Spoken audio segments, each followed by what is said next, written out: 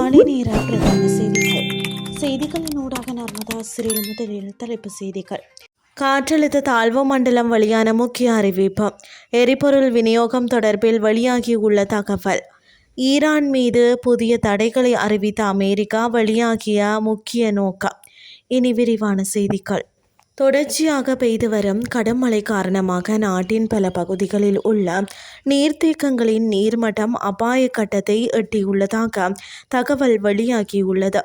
இதனைத் தொடர்ந்து ஆபத்தான நிலையில் உள்ள நீர்த்தேக்கங்களிலிருந்து நீர் வெளியேற்றப்பட்டு வருவதாக நீர்ப்பாசன திணைக்களத்தின் பணிப்பாளர் வசந்த சூரிய பண்டார தெரிவித்துள்ளார். தற்போது நாட்டின் மொத்த நீர்த்தேக்க கொள்ளளவில் சுமார் 65% நிரம்பியுள்ளது. இதில் 73 பிரதான நீர்த்தேக்கங்களில் 12 நீர்த்தேக்கங்களும் 6 நடுத்தர அளவிலான நீர்த்தேக்கங்களும் ஏற்கனவே வான் பாய்ந்து வருகின்றன. தற்போதைய நிலையில் நீர்த்தேக்கங்களில் இருந்து நீர் வெளியேற்றப்படுவதால் பெரிய அளவிலான வெள்ள அபாயம் இதுவரை ஏற்படவில்லை. இருப்பினும் எதிர்வரும் நாட்களில் மழை அதிகரித்தால் நீர் வெளியேற்றத்தின் அளவு அதிகரிக்கப்படலாம்.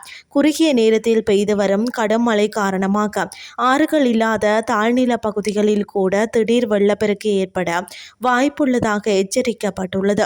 வங்கக்கடலில் நிலவி வந்த வளிமண்டல மேலடுக்கு சுழற்சி தற்போது குறைந்த காற்றழுத்த தாழ்வு மண்டலமாக மாறியுள்ளது. இதனால் நாடு முழுவதும் மழையூடான காலநிலை தொடரும் என எதிர்பார்க்கப்படுகிறது. கடல் பகுதிகளிலும் பலத்த காற்று மற்றும் கடல் கொந்தளிப்புடன் காணப்படும் என்பதால் கடற்படையினர் மற்றும் கடல் தொழில் சமூகத்தினர் வளிமண்டலவியல் திணைக்களத்தின் அறிவிப்புகளை தொடர்ந்து பின்பற்றுமாறு கேட்டுக்கொள்ளப்பட்டுள்ளனர்.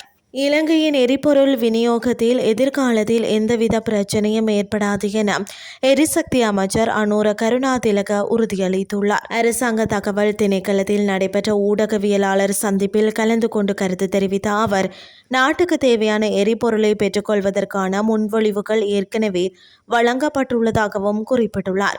அத்தோடு எரிபொருள் விநியோகத்திற்காக தற்போது நடைமுறையில் உள்ள QR குறியீடு முறைமை எதிர்வரும் காலத்திலும் நீக்கப்பட மாட்டாது என அமைச்சர் தெளிவுபடுத்தியுள்ளார்.